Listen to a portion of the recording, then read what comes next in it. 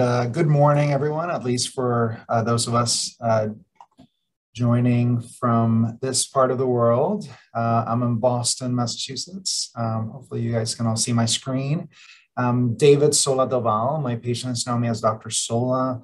I'm a glaucoma specialist here at Mass Eye and Ear, where I am right now, and an assistant professor at Harvard Medical School. And first, I want to thank CyberSight and Orbis for inviting me to give this talk this morning. I'm honored to be here, and today I'll be talking about targets of the medication pipeline, new and emerging treatments. It's a talk I've given a few times, and I've kind of expanded on it a little bit for this talk today, and I look forward to walking you through it. First, financial disclosure slide. I was a speaker for the Allergan Zengel stent in 2021 for 3 months. As you'll see, this lecture does not talk about the Zengel stent. First, I want to start by giving you an outline of the talk. I'm going to start with the newer medications, especially those that are already available in the United States, their mechanisms of action, their effectiveness, their pros and cons or side effect profile. Then I'll talk about new delivery systems, focus initially on the one that's already approved in the US and some emerging ones. I plan to share a success story about a patient of mine in whom I've used some of these things and achieved great results. And then the last 5-10 minutes of the talk, I'll talk about new targets for glaucoma therapy. These are both IOP independent and IOP dependent therapies that are not available in the United States, but basically the future of what's to come. The first medication I want to start discussing is Sola-Del, which has slowly become one of my favorite medications. And my understanding is it's only available in the United States, although it's been available now here for 5+ years. And one of the great things about Sola-Del is its mechanism of action. It's a 3-pronged mechanism of action. The ROCK inhibition or the Rho kinase inhibition relaxes the trabecular meshwork, increases outflow through a trabecular meshwork. The norepinephrine transporter inhibition reduces fluid production. And then something that's very unique about Sola-Del and Sola-Del containing medications is that the Rho kinase inhibition also lowers episcleral venous pressure. So this 3-pronged IOP lowering mechanism makes it a very powerful medication. And this is a summary of the randomized clinical trials that led to the approval of Sola-Del. And keep in mind, these are randomized clinical trials, so the conditions are perfect, and they're comparing Sola-Del to other medications when used as monotherapy. So it may not be indicative necessarily of what you see in the real world, but the IOP reduction in these clinical trials went from 3.4 to 6.8 millimeters of mercury. And I wanted to share this research article from my lab. We published it last year, and I just said, the data I just shared comes from randomized clinical trials. So I was curious to look at the data here from Mass Eye and Ear, the patients who we've started on Sola-Del. And in the real world, nowadays, we use Sola-Del as an adjunctive therapy. As you may know, as you may imagine, Sola-Del is currently, there's no generic version of it. It's only brand name. It's an expensive medication, requires prior authorization or PA approval in the US. So we typically do not use it as monotherapy or as first-line therapy. We typically use it as adjunctive therapy. And this is what the article meant to study, is what's happened to our patients in whom we've used Sola-Del as a 3rd, 4th, 5th, or even 6th agent in attempts to avoid surgery.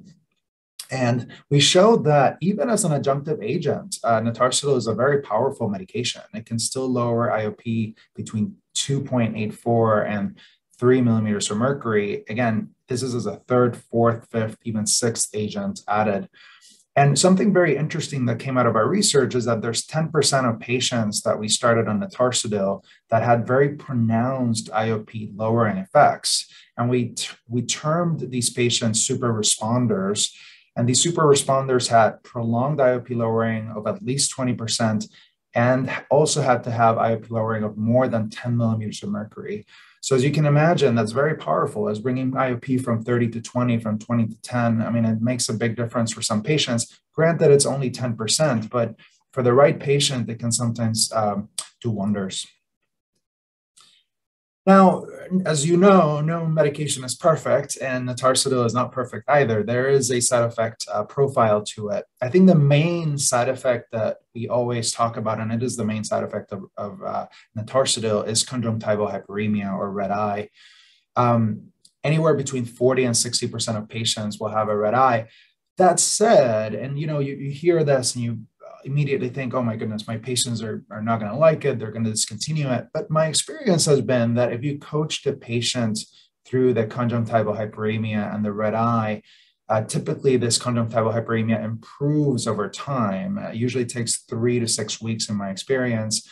And it doesn't hurt or cause discomfort to the patient. That's more the kind of thing that their spouse or their significant other would notice and comment on.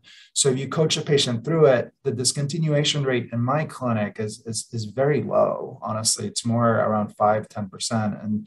And despite the fact that 40 to 60% will get a red eye initially, at least. The other interesting side effect, and this happens up to 25% of patients, is cornea reticulata. And there's a nice picture of cornea reticulata in the screen. I would say it's something pretty to look at the slit lamp, but it doesn't really affect vision. There's no one-to-one effect on visual acuity drop, as you may know, because, Notarsadil is not the only medication that can cause cornea reticulata. So when you look at the slide here, and I'm saying that about 8% of patients have a visual acuity decline, it's not because of the cornea reticulata. It's usually from dry eye and side effects from the preservatives in Notarsadil. So as a summary slide, and I'm going to do this, I did this slide for each one of the 3 newer agents that are available in the US, things I like, things that aren't ideal. So things I love about Notarsadil is the dosing. As you know, if you have glaucoma patients, adherence to medication regimens can be the most challenging thing. And the least amount of times they have to put the drops in, the more adherent they're going to be. And so the once at night dosing is just phenomenal. It's just like the latanoprost or the prostaglandin analogs that many of us use around the world. It also, Notarsadil seems to work really well at the full range of the spectrum. I told about the super responders where you can get pressure drops of 10 points, but it also works really well in those normal tension glaucoma patients where you're trying to bring them down from 15 to 11 or from 11 to 9, sometimes if they're progressing. So it's a very, very useful medication. The other interesting thing about Notarsadil and rho kinase inhibitors is that it may actually cause trabecular meshwork remodeling. So it's the kind of thing where long-term you may see more IOP lowering. And interestingly, I've had a few patients who after 2-3 years have had to discontinue it because they got a follicular reaction. The preservatives finally caught up with the eye, so to speak. And I've had to discontinue the medication. And, I've monitored them closely, but their IOP stayed low. And I think it has to do with this trabecular meshwork remodeling. So that's something very, very interesting to keep in mind. I showed you with data from Mesa that it works really well as an adjunctive agent. In terms of coverage, again, these 3 newer agents are still not generic, right? They're still branded medications in the US. So you can imagine they're expensive, but I will say of the 3 agents, this is the better covered by all insurance companies in the US. That said, you still have to submit a prior authorization, or PA for short, here in the US for a lot of insurance companies, but usually it does get approved and it's affordable to patients, which is nice. And then the last thing I like about Notarsadil is that in a lot of my pregnant and breastfeeding patients, this has been a lifesaver. As you know, there's very few drops that are safe, or at least 100% safe in pregnancy. Usually I use brimonidine as my only completely safe pregnancy medication, but I've had now a list of pregnant women who've done really, really well with Repressa. And then in the breastfeeding side of things, brimonidine usually is contraindicated if you're breastfeeding for a kid. So usually Repressa can actually be continued through breastfeeding. And I've had great success stories in this arena. So this is something to keep in mind once Notarsadil, Repressa as the brand name, becomes available elsewhere in the world. As I said, though, nothing is perfect. I already talked about the red eye, the conjunctival hemorrhages that can sometimes happen. With Repressa, there was a picture about the conjunctival hemorrhages too. Again, scary looking, but not dangerous, usually don't cause pain to the patient. But again, it's something other people look at so that some patients may not be happy with it. An interesting side effect I didn't touch on the last slide is this reticular epithelial edema, and I have some pictures here showing that. I've found that this is especially true in patients who have a compromised cornea of some sort. Usually patients who have Fuchs endothelial dystrophy, patients who've had a corneal transplant, those patients are more prone to getting the side effect. The problem with the side effect, as opposed to the red eye and the conjunctival hemorrhages, is that patients do feel it. Patients are uncomfortable usually with this reticular epithelial edema. And as you can imagine, it can affect, it usually does affect the quality of the vision as opposed to the cornea reticularia, which is less likely to do so. Things that are not ideal, again, it's a brand name, there's no generic, so it can still be expensive for a large portion of patients, although it is improving. The cap color, again, I know this varies a lot around the world, but here in the US with our patients, a lot of our patients use the cap color, like latanoprost, it's teal, timolol, it's yellow, brimonidine, it's purple, but they don't know the name, right? They'll just say, Dr. Sola, I'm taking the purple drop twice a day. So the cap color for Notarsidil here in the US is white, and unfortunately we have drops like prednisolone and sodium chloride who also have white caps, so it can sometimes lead to confusion. And the last thing that is not ideal about Notarsidil is that because it's a branded medication still, there's no preservative-free option to my knowledge. And so for patients who are allergic to preservatives, which I've found is more and more common, unfortunately, I usually have to discontinue it if they're having difficulties with that. So I'm trying to make this a little interactive. I just gave you some information and data about Notarsidil. So I was hoping to poll the audience with a question. And I think the CyberSight team is going to help me here. So which of the following is true regarding Notarsidil? A, Notarsidil has a twofold mechanism for IOP lowering. B, there is a one-to-one correlation between cornea reticularia and drop in vision after Notarsidil initiation. C, Notarsidil may cause trabecular meshwork remodeling, which may have an IOP lowering effect later in treatment. Or D, hyperemia and conjunctival hemorrhages are the least common side effect of Notarsidil. And I think we're going to give you guys 30 seconds. I heard from the CyberSight team, and then I'll discuss the correct answer and why the other ones are not the correct answer.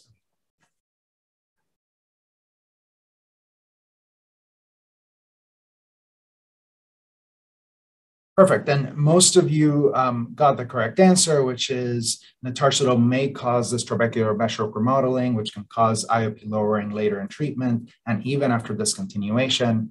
A is not correct because, as I said at the beginning of the talk, there's a threefold mechanism of IOP lowering. You have to remember the Rho kinase inhibition also causes lower episclerovenous pressure, which is great. There's not a one-to-one correlation between cornea reticularia and drop in vision. Sometimes the cornea reticularia can be very pronounced and the vision will stay absolutely the same.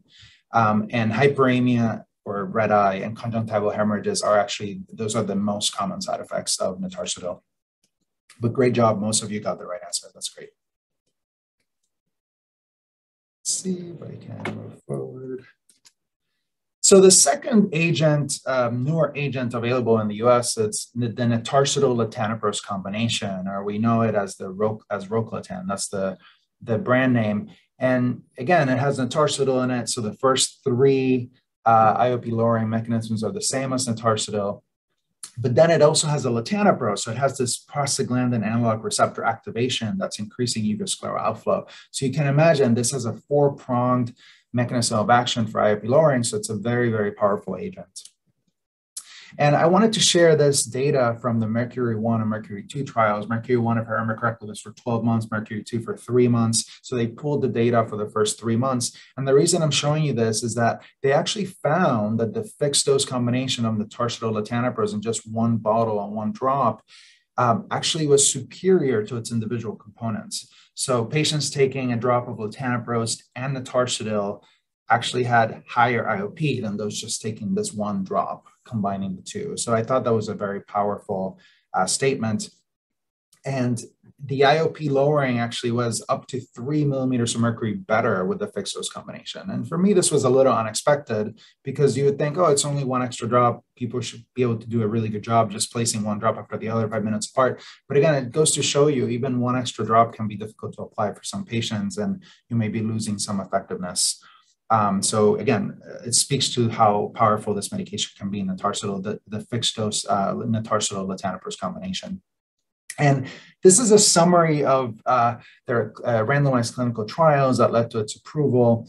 And again, these are perfect conditions, randomized clinical trials. They are used here. We're looking at monotherapy, which again is very rare nowadays because this is just a brand name, but still the IOP reduction in these RCTs in these randomized clinical trials was between 5 and 8.6 millimeters of mercury, which again is a very powerful IOP reduction. And again, the summary slide, things I like, things I don't like. You know, the main thing I like is that it's an extremely powerful medication, right? We're mixing latanoprost, which I think around the world, most of us use as a first-line agent because it works and it has a good side effect profile and it's only one time at night. And you're mixing it with another very powerful medication, notarsidil, so it works really well. I love that it's just one drop at night. I mean, you can't beat that. And again, just like notarsidil, it works really well, the full range of the IOP spectrum. I think the main problem I've found here in the United States is that because there's no generic version and insurance companies can make the argument that, well, latanoprost is covered, notarsidil is covered, just have the patient use two, it's hard to get coverage for it. It's hard to justify the high price of the insurance. So essentially, you always have to do a prior authorization, or PA for short. So it's extra work for your staff, and it's hard to get it approved. And even when you get it approved, it can be very expensive. And then the other thing is you are combining two drops, so you're getting the side effect profile from the two medications. I already talked about how 40 to 60% of patients on notarsidil alone had hyperemia and conjunctival hemorrhages. Hyperemia is a known side effect of prostaglandin analog, so you're probably going to go upwards of 60% in terms of hyperemia for patients when you give them this combined medication. Again, I think if you coach them through it, it's doable, but it's something to keep in mind.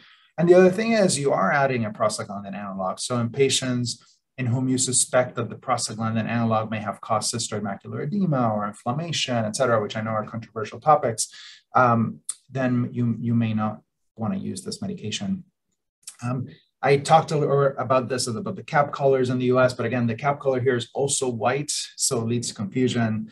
Notarsidil, latanoprost, sodium chloride, prednisolone can sometimes have a white cap. Again, you have a lot of different medications have the same color of the cap. And again, for some patients, this can be very confusing.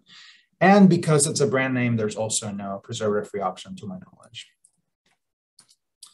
So this is the question regarding the fixed dose combination of notarsidil latanoprost. And I just want to point out that this question is about which one of these is false. The last one was which one was true. This one, which one of the following is false regarding the notarsidil latanoprost combination. So number one, notarsidil latanoprost has a fourfold mechanism for IOP lowering. B, notarsidil latanoprost side effects include conjunctival hyperemia and cornea verticillata. C, notarsidil latanoprost allows for substantial IOP lowering with a once daily dosing regimen that minimizes adherence challenges. Or D, notarsidil latanoprost was shown to have less side effects than latanoprost. So again, I'm asking you which one of these four is false or not true. And again, we'll give you 30 seconds to answer, and then we will go over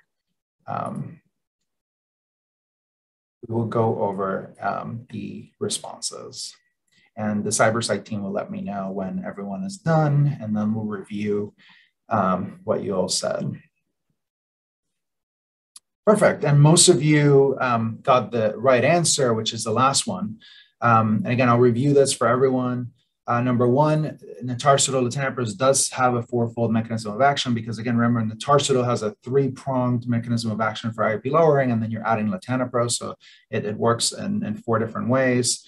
The side effect profile is similar to notarsidil because it has notarsidil in it, so it does have the side effect profile of redness or hyperemia and cornea verticillata. It does allow for substantial IOP lowering. In fact, I showed you data from Mercury 1 and Mercury 2 trials showing that the fixed-dose combination is even more powerful than the individual drops used together. And the one that's false is the last one, because Sola-Del and latanoprost both cause hyperemia. So you have a higher likelihood of getting a red eye when you combine the two. So it's not a surprise.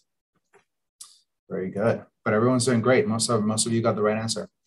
Now, the third and last newer agent that is available in the United States is latanoprost Bunod. A lot of you may have heard of the brand name Vyzulta.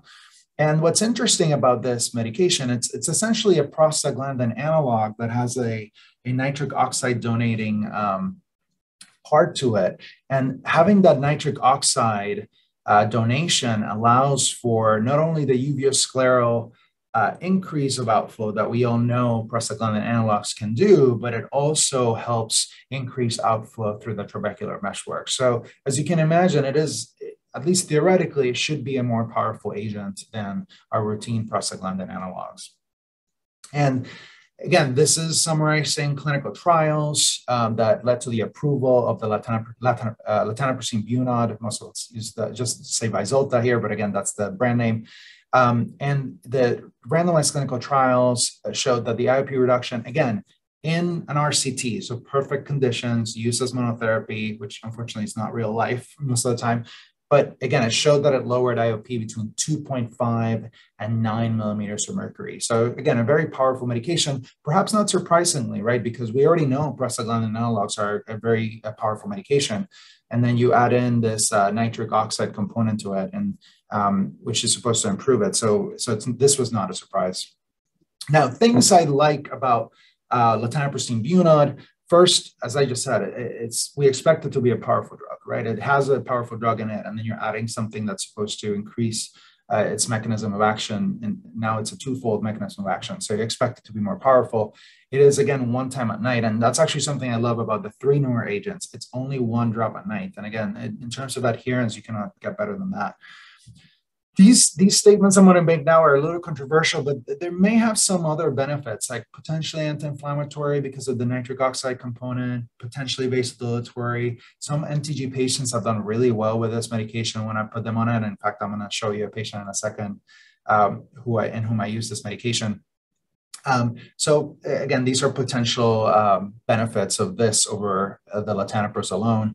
And even though hyperemia can still be the number one side effect. In fact, it is the number one side effect of latanoprost Bunod or Vyzulta. It is slightly less than latanoprost and other prostaglandin analogs. So it's something to keep in mind for patients who may not have tolerated the red eye that latanoprost gave them. Now, yeah, nothing is perfect. So things that are not ideal. I think the main thing glaucoma specialists in the US are caught on is the fact that, at least when we look at the Voyager trial, which was in the table I just showed you before, and they actually had a few arms, and one of them was latanoprost, and you compare the approved latanoprost Bunod to latanoprost, it only may provide an additional 1.23 millimeters of mercury of additional IOP lowering over latanoprost, which for some patients may be great. I mean, the EMGT study showed that every millimeter of mercury matters. But at the end of the day, for a lot of patients, it may not make a big difference. So, and many times in clinic, when I have a patient who has a pressure of 20 and they need to be 12 because they are an advanced glaucoma patient, I'm not even going to bother many times to try Vyzulta because it's just not going to get them there. That said, I've had some surprises with some patients, so keep that in mind. And then I think the main problem is, considering especially what I just said, that it may not be as powerful compared to latanoprost as we thought initially when I talked about the dual mechanism of action of this drug. The cost remains pretty high with most insurances in the US. Again, there's no generic prostaglandin, the PAs, the prior authorizations that are required by our convoluted healthcare system in the US many times are denied with this medication because, again, the data shows that it may not lower IOP that much. So I think that's kind of the main problem right now. So third question regarding latanoprost Bunod, and again, the question is asking you to detect which one of these is false or not true regarding latanoprost Bunod. So which one of the following is false regarding latanoprostene bunod? A, latanoprostene bunod is a nitric oxide donating molecule, thereby increasing trabecular meshwork outflow. B, latanoprostene bunod is closely related to prostaglandin analogs and has latanoprost as one of its metabolites.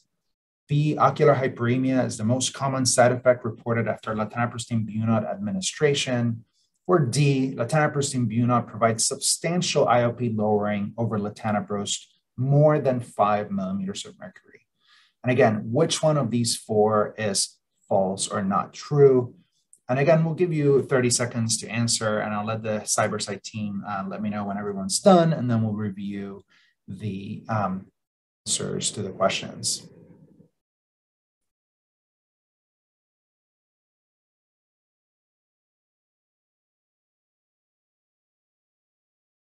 Perfect. And again, everyone's been paying attention. Amazing. Most of you got the right answer. As I said, latanoprostene bunod, according to the Voyager randomized clinical trial, showed that latanoprostene bunod only can give you up to 1.23 millimeters of mercury over latanoprost. So there's no good data to date that it could give you more than 5 millimeters of mercury over latanoprost. The others are true. I talked about the nitric oxide donating part of latanoprostene bunod and how that could be beneficial in some patients, and how it could explain that extra millimeter of mercury that we saw in the Voyager trial because it's increasing trabecular meshwork outflow. Latanoprostene bunod is closely related to prostaglandin analogs, and it does have latanoprost as one of its metabolites. And again, it may explain why in the Voyager trial, you only saw that extra 1.2 millimeters of mercury because, again, it's in the same family.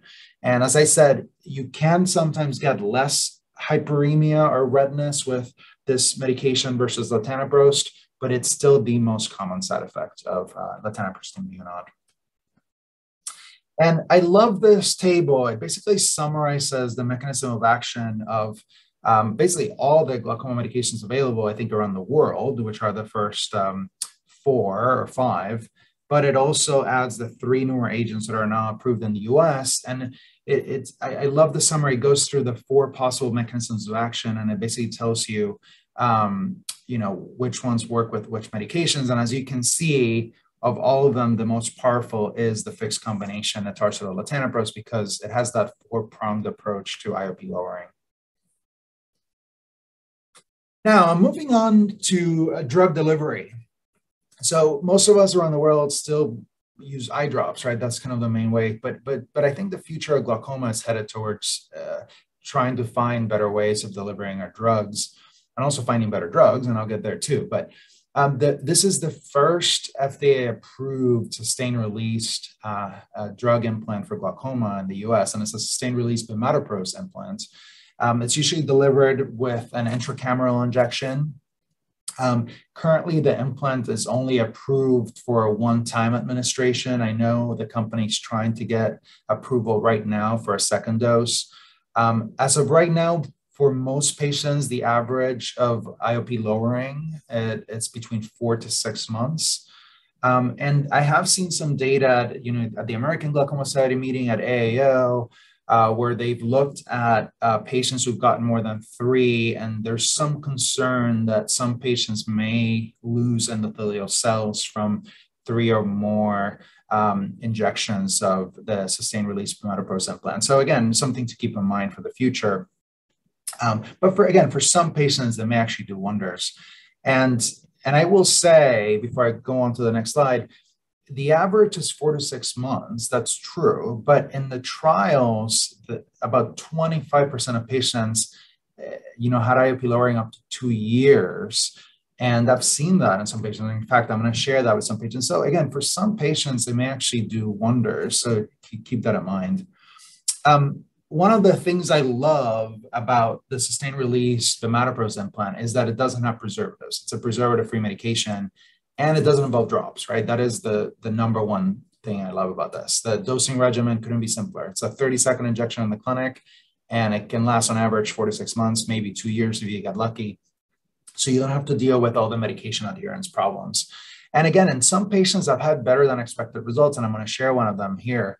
And sometimes I see that the bimatoprost implant may work better than the topical bimatoprost. It may work better than even latanoprost Bunod. It may work better than multiple medications. I've had patients on, latanoprost and timolol, and I do Durysta, and I get the same IOP lowering or better. So in some patients, you really can get amazing results.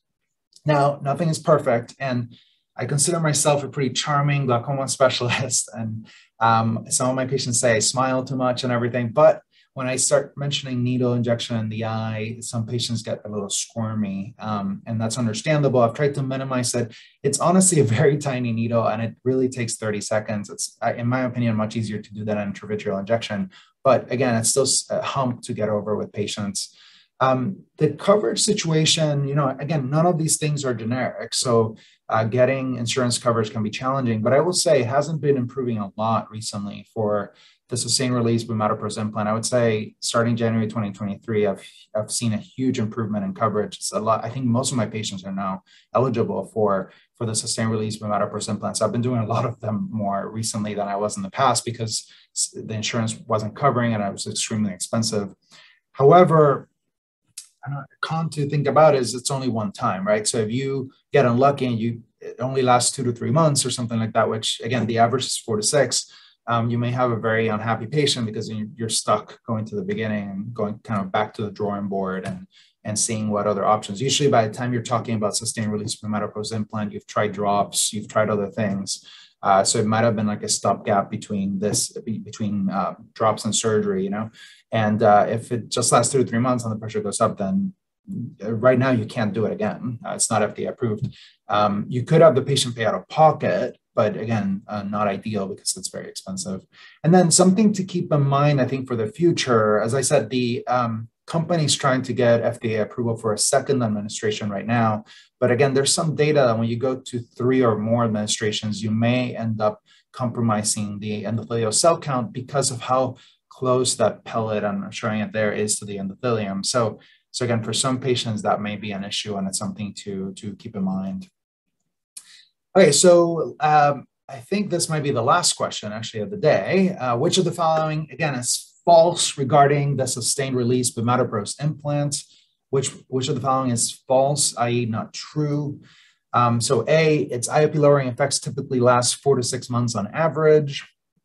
B, endothelial cell loss may be the primary contraindication for multiple injections because of the proximity of the drug pellet to the corneal endothelium. C, the bimatoprost implant is delivered by an intracameral injection, and it is the first FDA-approved sustained-release glaucoma therapy in the United States. And D, the implant is FDA-approved for multiple administrations. Again, which one of these 4 is false? And the CyberSight team is giving everyone 30 seconds to respond, and then we'll go over the answers. I don't think I've said the brand name, it's Durysta. So some of you may have heard of Durysta, but again, I'm trying to stick to the generic names of the talk, sustained release bimatoprost implants. Great, yeah, and again, most of you think you've been listening to everything I've been saying. The false one is that currently in the United States, the FDA has not approved it for a second administration. Everything else is true. Typically, the IOP lowering effects will last 4 to 6 months. In the future, especially for 3 or more administrations, we may have to think about endothelial cell loss, especially in patients who are prone to that. It is the first FDA-approved sustained release glaucoma therapy in the US, and it is an intracameral injection, and I showed you some pictures of that in the last few slides. Great, you guys are doing amazing.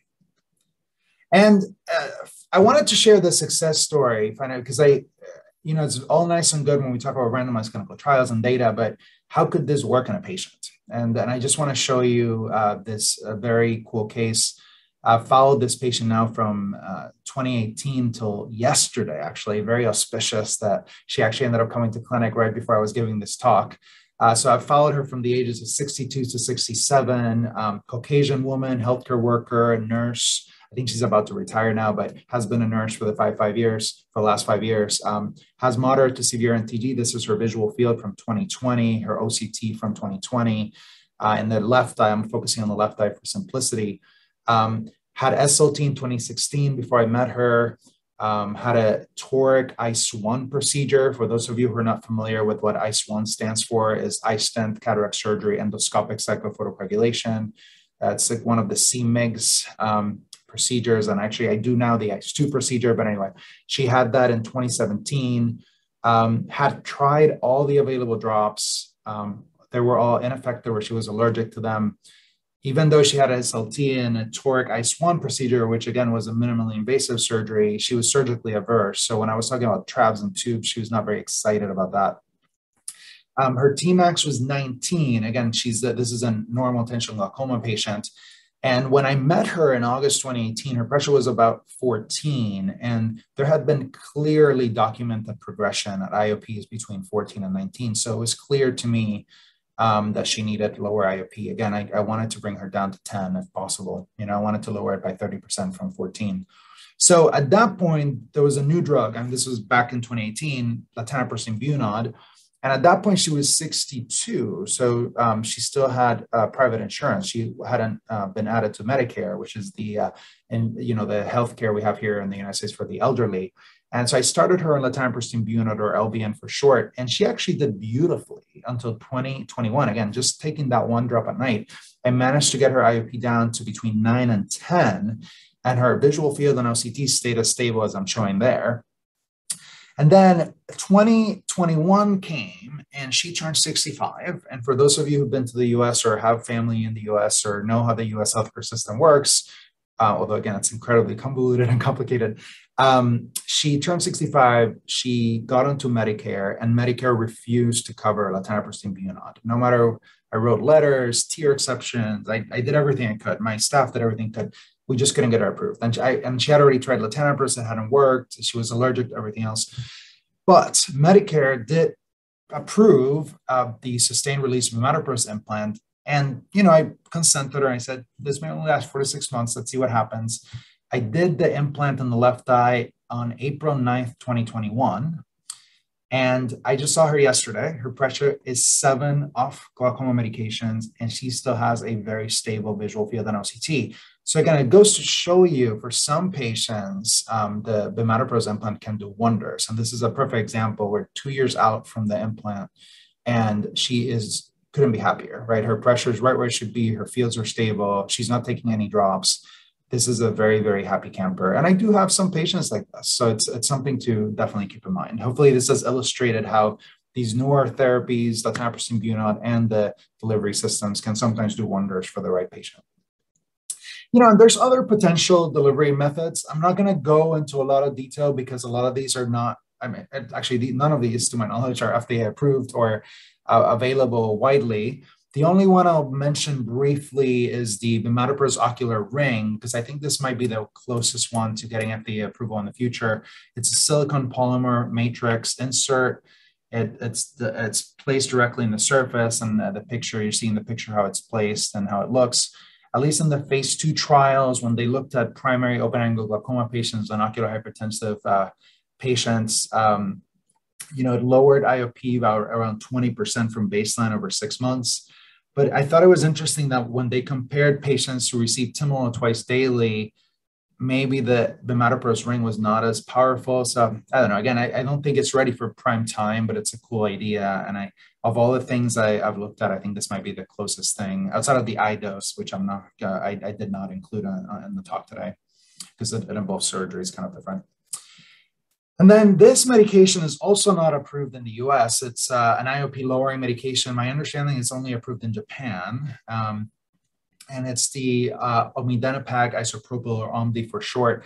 I think they're close to getting approval in the United States. And I'm actually excited to try it because, first of all, it was shown to be non-inferior to latanoprost with a mean reduction in IOP of about 6 millimeters of mercury. And the cool thing about this drug for me is it's a non-prostaglandin prostanoid EP2 receptor metabolite. So it doesn't have some of those side effects that we don't like about latanoprost, like periorbital atrophy, periorbital pigmentation, potentially, uveitis or cystoid macular edema. I think some of those things that the prostaglandin receptor activation is doing with latanoprost, this drug won't do, and it may work just as well in terms of IOP lowering. So I'm excited to try it, but again, it's still not FDA approved to my knowledge. And then the last 5 minutes of the talk, I'm going to leave you with research from my lab and Dr. Marghetta's lab. Dr. Milica Marghetta, some of you may know, she's a basic science translational researcher, also a wonderful clinician.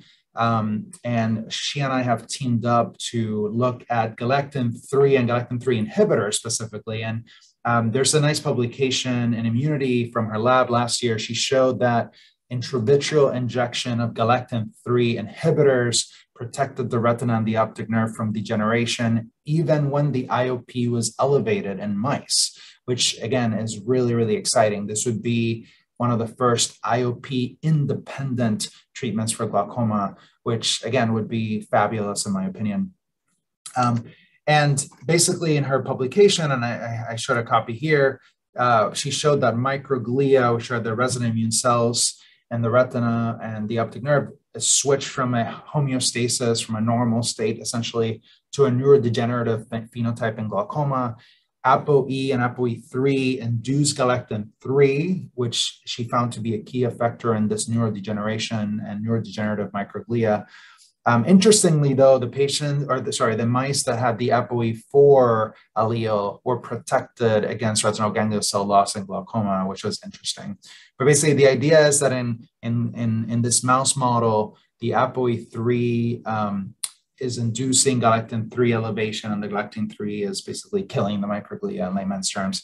And then from my standpoint, teaming up with her, we actually published this in TVST last year, and we showed that in human patients with glaucoma, galectin-3 and ApoE were elevated in their aqueous humor. So these were patients compared to control. So these were patients either undergoing routine cataract surgery here at Mass Eye and Ear, or undergoing cataract with glaucoma or glaucoma surgery with me, and we collected their aqueous humor. When we compared the two, we saw that glaucoma patients had elevated both galectin-3 and ApoE.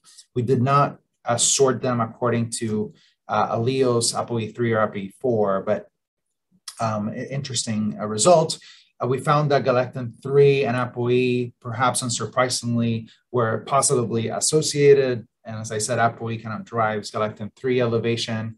And for those reviewers who asked as well, how do you know that total protein was not responsible for the elevation in aqueous humor in these patients? We actually looked at the total protein and we found that there was no correlation with either galectin-3 or ApoE. We also showed that both galectin-3 elevation and ApoE elevation was correlated with both the maximum IOP in the chart and the number of past ophthalmic surgeries. And as you can imagine, that's an indication of like sicker patients. So some take-home points. First, I think we have powerful new medications, especially Notarsadil, in my opinion, and their use may be limited by side effect profile and insurance coverage, but again, for some patients, it will do wonders. We have the sustained release bimatoprost implant that, as you saw with my patient, can sometimes do wonders for some patients. Currently approved for one-time administration. They're working on the second administration. We'll have to be careful with 3 or more administrations in the endothelial cell counts. Hopefully I showed you there's many things in the works in terms of delivery systems. I'm excited about OMD, the non-prostaglandin prostanoid AP2 receptor activation there. And I'm really excited about the idea that in the future, we won't have to worry so much about the numbers per se in glaucoma, because we'll have some IOP-independent medications that can protect the optic nerve from elevated pressure.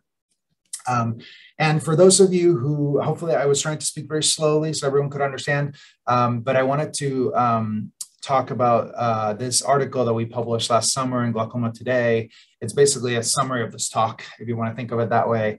Zoe Ingram, my wonderful scribe, who's now been accepted to Harvard Medical School, I'm extremely proud of her.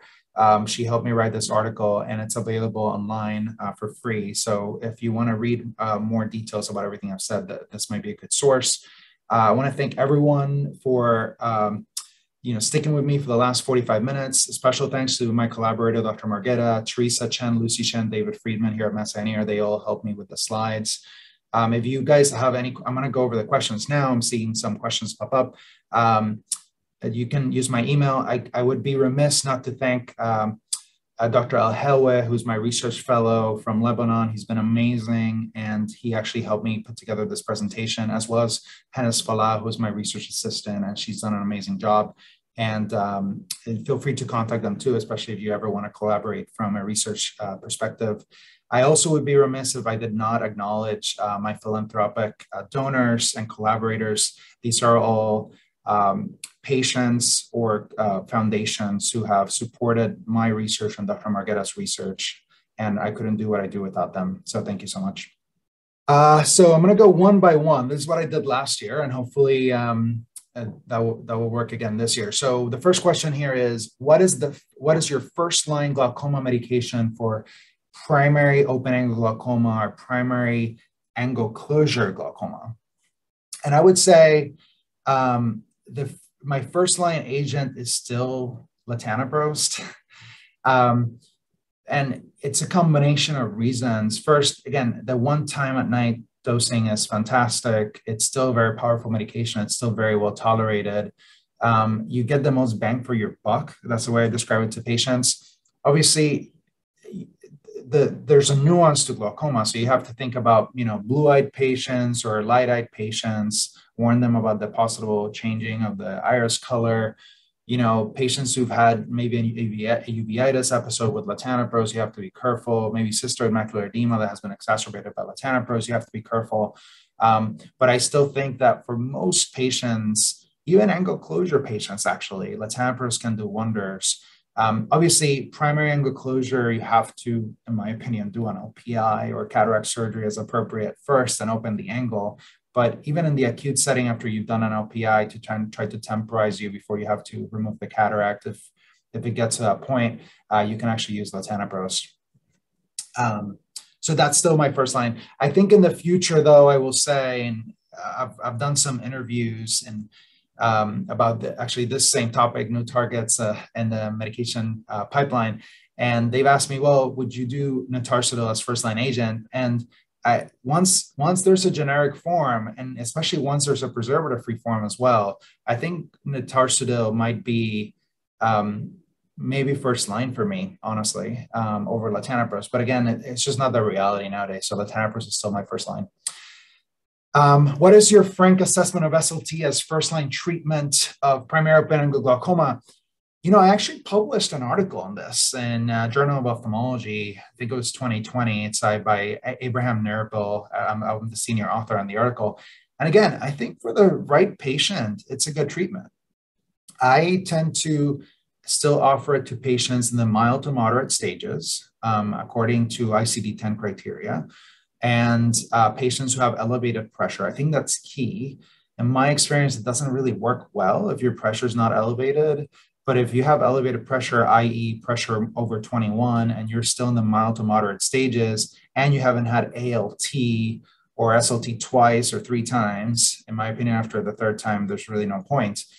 I think SLT works beautifully. I have many patients in whom it's worked well.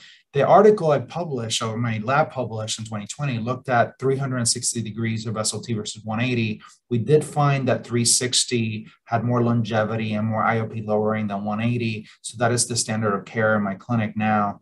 So perhaps maybe that's why I'm seeing better results than other people. I also like to see champagne bubbles in 80% of my shots with SLT. So I go up on the power up to 1 or 1.1 sometimes, depending on the pigmentation of the TM. So I can get a good effect. The paper we published in 2020, we actually looked at whether pigmentation correlated to IOP spikes or if 360 had more IOP spikes than 180, and we did not see that at Mass Annual. And I think we looked at like 300, 400 patients here at Mass Annual. So my frank assessment is for the right patient is a wonderful treatment. What are contraindications to the bimatoprost implant? Pseudophakia, vitrectomized eyes, and migration. Can the implant be removed if found to be unstable in the AC? Great questions. First question, so contraindications. I would not do a bimatoprost implant in patients who are aphakic, right? If there's any chance that that implant is going to migrate to the posterior chamber, I would not do it. That said, I have done it in pseudophakic patients. I've done it in pseudophakic patients who after YAG capsulotomy. So I think if there's a lens and it's in good position and they're not like PXF patients where you're thinking that the zonules are going to be unstable. You can still do it in pseudophakia and vitrectomize eyes. I've been doing sustained release bimatoprost implant in patients who already tolerated some sort of prostaglandin analog.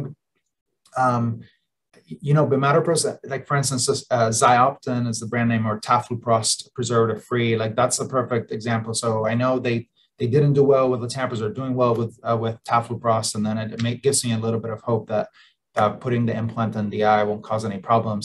I would avoid it in patients in whom the prostaglandin analog has caused problems, right? If you suspect that, I have some patients in whom I put them on latanoprost and their cystoid macular edema gets worse. And it's like almost a one-to-one correlation. So in those patients, obviously I wouldn't do it, right? Because then I'm just going to make their macular edema worse. Or same thing with uveitis.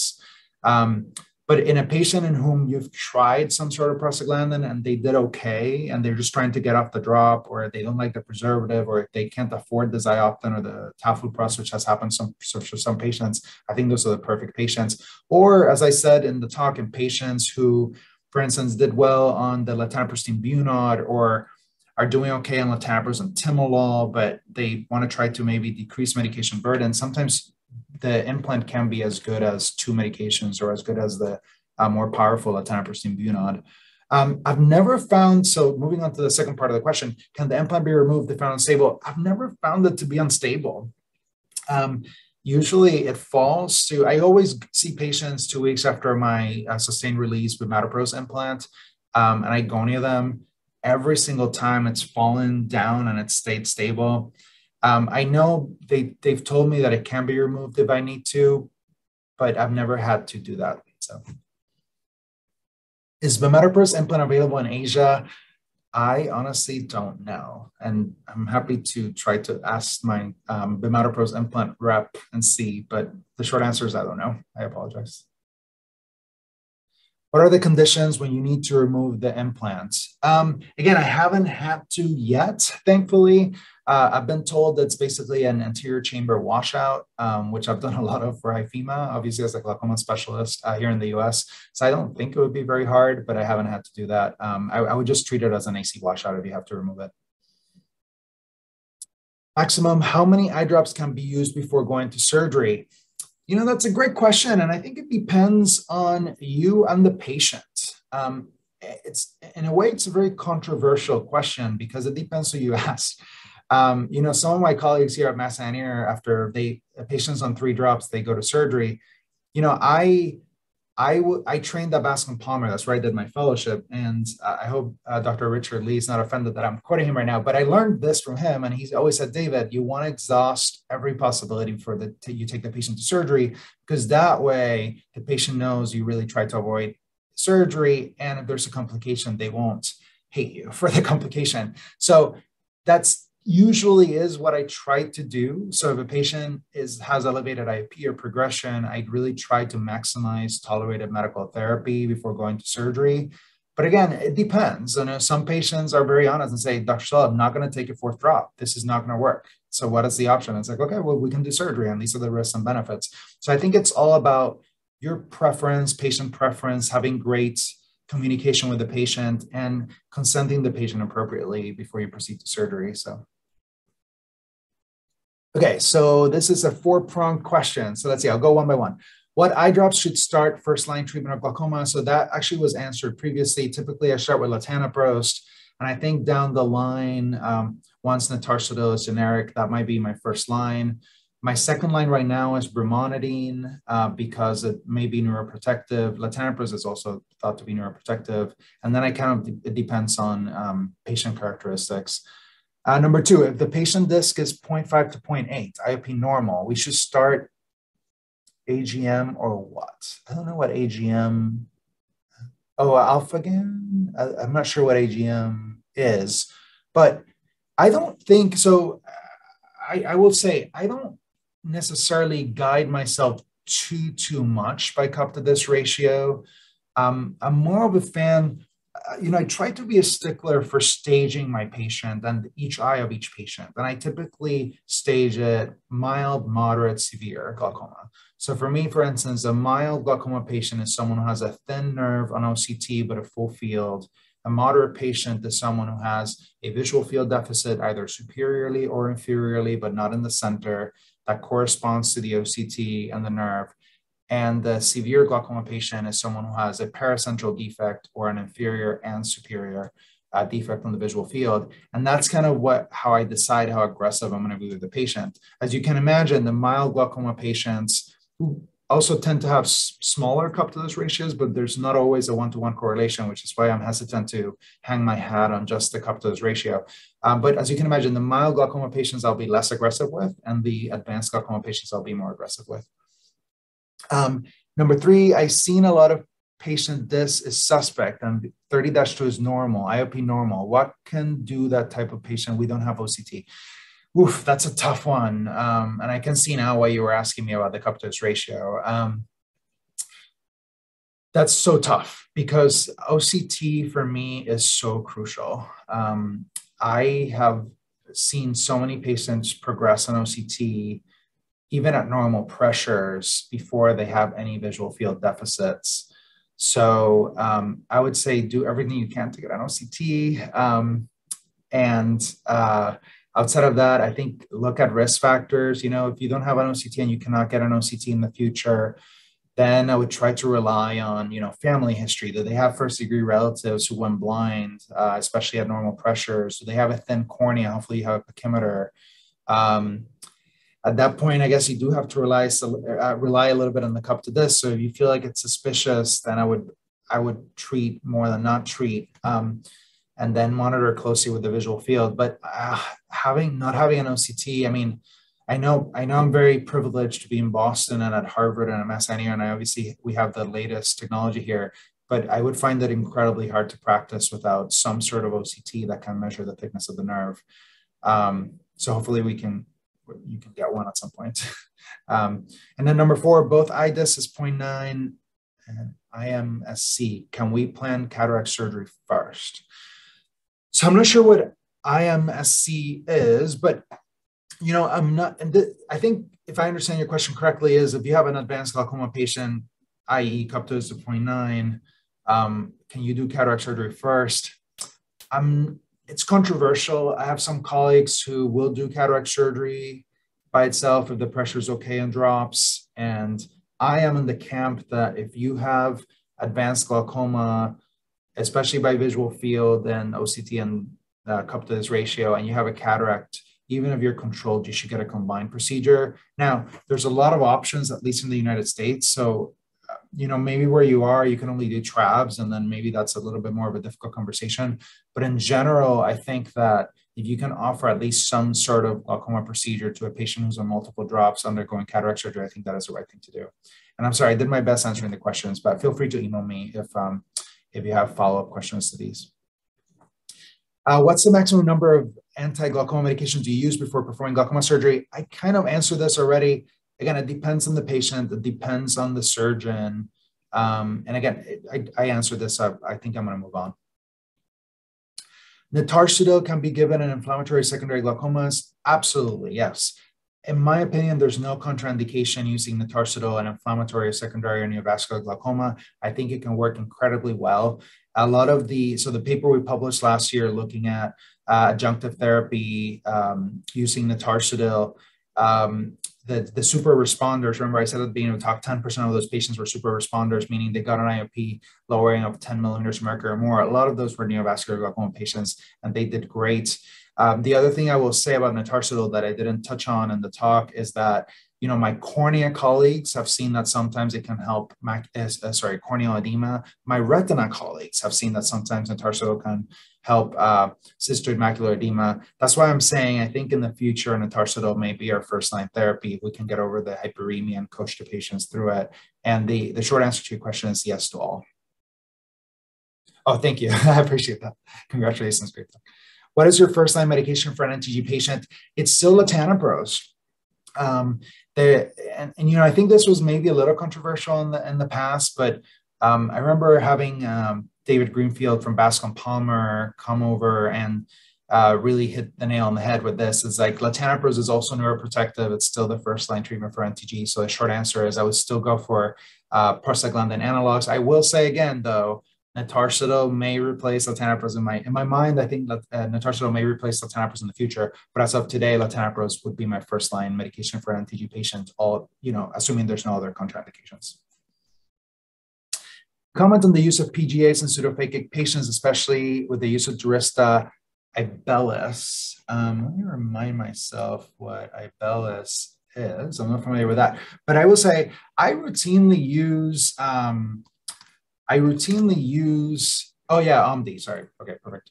Sorry. So we still don't have it in the US, so at least not commonly available. So, but anyway, so I would say when it comes to Durysta or the sustained release bimatoprost and prostaglandin analogs, I use them routinely in pseudophakic patients. I really think it's controversial whether they cause cystoid macular edema. I've seen it in some patients, but I have plenty of patients who have a history of cystoid macular edema or macular edema or diabetic macular edema, and they do great with prostaglandin analogs. So I think it just depends, right? If I have a history in a patient where I saw a one-to-one correlation that the prostaglandin analog initiation led to macular edema, then of course I'm going to avoid prostaglandin analogs in that patient if I can help it. And definitely Durysta in that patient because I don't want to inject the pellet that's going to worsen the vision. But once in a blue moon, I still use it in those patients, and then I just work with the retina specialist, and the retina specialist helps me control the cystoid macular edema or the macular edema or the diabetic macular edema, so that we can keep them on the prostaglandin, because sometimes their pressure is doing great with the prostaglandin. And if I take them off, the next step would be surgery. Let's say it's an advanced glaucoma patient who has macular edema. And then sometimes when I have a chat with the retina, and this is why it's important to obviously have smart colleagues who can work with you. But sometimes I'll chat with my retina colleagues and say, well, the next step is a tube or a trab, and that can also increase your risk of diabetic macular edema and macular edema in general. So should we try to keep them on the prostaglandin, or her or the patient on the prostaglandin, and just treat the macular edema? And sometimes that actually works well. Especially, I would say, if you have a functioning tube. I published actually an article 2 years ago showing that intravitreal injections can actually help the tube function better. So sometimes I'll leave them the prostaglandin with the tube, and then they'll give them intravitreal injections to treat the macular edema. So anyway, I think in pseudophakics general, you can do it. And then OBD, I haven't used it yet because to my knowledge it's not approved here in the US, but I'm excited to use it. And I think I would definitely use it in pseudophakics. I mean, it's a non-prostaglandin prostanoid receptor activator. So I think the chances of getting into trouble are even less than with the prostaglandin analogs. How about SLT for POAG? I talked a lot about this in an earlier question, so I'll answer the second part. Can you use it as first line? And the short answer is absolutely yes. I think there's great data showing that SLT can be used as first line. I've offered it to patients. Honestly, some patients are still reluctant to pursue SLT as first line, but I think it can definitely be offered. I think there's great evidence that it works. I think there's great evidence that it works better than when you use it as second line. I think my main problem in clinic has been convincing patients to go for that as opposed to a drop. I think most patients, despite me being a charming Harvard assistant professor, they still want to try drops before SLT. But for the few patients who've agreed to it, they've done beautifully. And I definitely would offer it as first-line therapy. What is aphakic patients? What is aphakic? I don't know what that. Maybe they mean aphakic patients with POAG. Yeah, I don't know how to answer this question. I'm not sure what is aphakic. So I'm assuming maybe they meant aphakic patients with POAG, and aphakia, maybe that's the question. Aphakia means that you don't have a lens in the eye. So it's patients who had cataract surgery and for whatever reason, they couldn't place an IOL, an intraocular lens, safely in the eye. And they're left aphakic, or patients who had, let's say, pseudoexfoliation glaucoma and a dislocated lens, and the lens had to be removed and it couldn't be replaced. I'm going to assume that's a question. Feel free to email me if I didn't answer it.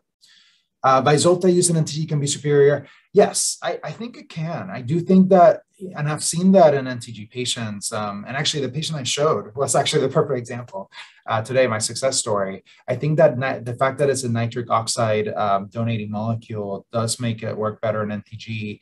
And I've seen that happen in a lot of NTG patients where they weren't well controlled with travoprost or bimatoprost or the other prostaglandins, and they did do great with latanoprost or Vyzulta. So I think it can be, and I think it's worth a shot before you do anything else. Does the bimatoprost implant dissolve on its own, or does it have to be removed surgically? It typically does dissolve on its own, and it just becomes smaller and smaller with time. Again, I haven't had to remove any surgically. I don't think, again, especially right now, it's approved for one time. One pellet has not been shown to cause damage to the endothelium or anything like that. So you just leave it alone after you inject it. In case of angle closure crisis, do you get prostaglandin analog? What are glaucoma medications you use? I use everything I can use. But again, in an angle closure crisis, this is a situation where it's a surgical treatment, right? You have to do a laser, an LPI, or you have to remove the cataract to treat it. Obviously, you have to sometimes temporize the patient to clear the cornea. Sometimes you can do the LPI or the cataract surgery safely. I know this is controversial, but for angle closure patients, I use everything at my disposal. I don't see a reason to avoid prostaglandin analogs. I've seen them work very well in angle closure patients. I think the key thing, though, in angle closure, again, is if you have a steamy cornea that's swollen and cloudy, the medications are not going to penetrate. So sometimes you have to kind of try to get rid of the steamy cornea first. So sometimes I do it Dr. Palmberg style, Bascom, and just inject the needle and just decompress the eye and then start hitting them hard with drops. And then I do the LPI or the cataract surgery safely. So I use all the medications I can, including Sola-Del and prostaglandin analogs. But again, you have to remember angle closure is a surgical disease. Is latanoprost unit what is in latanoprost unit? What is MTG patients? I'm not sure I understand the question, but I would use latanoprost unit or MTG patients. I just answered a very similar question. Again, if I didn't get your question correctly, feel free to email me. Do you use prostaglandin analogs as first-line treatment in children? Oh, that's a very interesting question. When do you stop, switch, if at all? I typically don't see, I trained at Bascom as a fellow, and I did do surgery even in newborns, but in my practice, I only see children 7 and above, so I can only really comment on that. I actually recently had a case of a 7-year-old with JOAG, and I did use prostaglandin analogs, and I didn't have any issues whatsoever. To my knowledge, there's no contraindication in at least older children or even younger children, honestly, to my knowledge. But again, I only see children 7 and above. And I think if you have high pressure, it's definitely worth a try. Oh, anti-glaucoma medicine. Oh, sorry about that. Okay, thank you for clarifying. It wasn't something I was really, not something we use in the U.S. all the time. Can we use Sola-Del and implant a congenital glaucoma? Again, I don't see why you couldn't use Sola-Del in congenital glaucoma. I haven't used it myself. Again, most of my patients are 7 and older. But again, we use it safely in pregnancy and with breastfeeding. So I don't see why you couldn't use it. I don't think the bimatoprost implant is approved for congenital glaucoma. So I really can't comment on that part. What edge do prostaglandin analogs have over brimonidine in the treatment of NTG? Yes. So I think the edge, and that's the panel I alluded to when Dr. Greenfield came to visit us at Mass Eye. I think the edge is that it tends to be more powerful in terms of IOP lowering, and it's only one time at night. So that's why it's still first line over brimonidine, even in NTG. But I agree with you that brimonidine would be my second line. I mean, also the side effect profile is better. So it's less often, it's more powerful, and the side effect profile is better. So I think those are the 3 edges over brimonidine.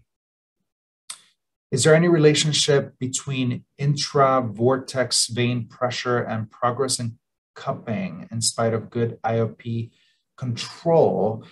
And honestly, I can't comment on this. It's not something I look at routinely. There might be, but honestly, I just don't look at the intravortex vein pressure routinely. I don't know if you mean episcleral venous pressure. Yeah, I'm not sure, but it's not something I think about completely. I mean, I think when you're talking about progression at lower IOPs, my approach is first make sure there's nothing else you're missing. Sometimes I will send these patients to my neuro-ophthalmology colleagues to just confirm there's nothing missing. I really try to look for disc hemorrhages. If I see a disc hemorrhage, then I know I'm treating NTG and I need to treat it as such. And then you have to remember, pressure fluctuates in the eye. It can fluctuate up to 12 points in a day in patients with glaucoma. So if you're seeing progression at good IOP in clinic, it may mean that they're spiking outside of the office. I like to remind patients that the higher pressures are usually between midnight and 4 a.m., where usually sleeping at that time. So I think many times this means that they either need more medication or they need surgery to really stabilize the IOP fluctuations. How to manage neovascular glaucoma, first line therapy anti-VEGF. That is a great question. So, I mean, neovascular glaucoma almost always ends up being a surgical disease, but in the short term, like within a day or hours, if you can get anti-VEGF on the patient with a tap to lower the pressure after you inject, that's definitely very helpful, even though you're going to probably end up putting a tube or doing CPC if it's an eye that doesn't see very well. It's good to try to do the anti-VEGF as soon as you can so you don't get as much bleeding with your procedure. And then, I mean, in the short term, yes, anti-VEGF, tap to decrease the pressure. And then once the cornea is not steamy, just like with angle closure, you want to hit them hard with all the drops you can. And then usually, again, plan for surgery. I usually resort to an Ahmed valve in these situations. What about intracameral implants? Well, that's the one I talked about, the sustained release bimatoprost implant. That's an intracameral implant. So they're great for the right patient. What are special role in the NTG patient? What are the special role in NTG patients? Again, I'm not sure I understand the question. I mean, we've talked about NTG patients a lot for the different regimens. Yeah, I'm not sure it's too broad of a question. If you have a more specific question about NTG, I'm happy to respond. You can email me. I know. These medications are no inexpensive. How do we get it from Africa, or I guess to Africa? I know. It's, you know, when I was planning this webinar, this was brought up, you know, David, can you try to make this as relevant as you can for the whole world? And trust me, if I could, I would just make Natarsadil and all these medications available everywhere. I mean, even in the United States, we still have difficulty getting it for our patients. And I wish it weren't the case. So I'm sorry, but hopefully we'll get it there soon. And I'm with you. Well, thank you so much. I think those are all the questions. It's been such a pleasure. Thank you. And I think I'm giving another one of these in a couple months. So maybe I'll see some of you at that point, okay? Take care.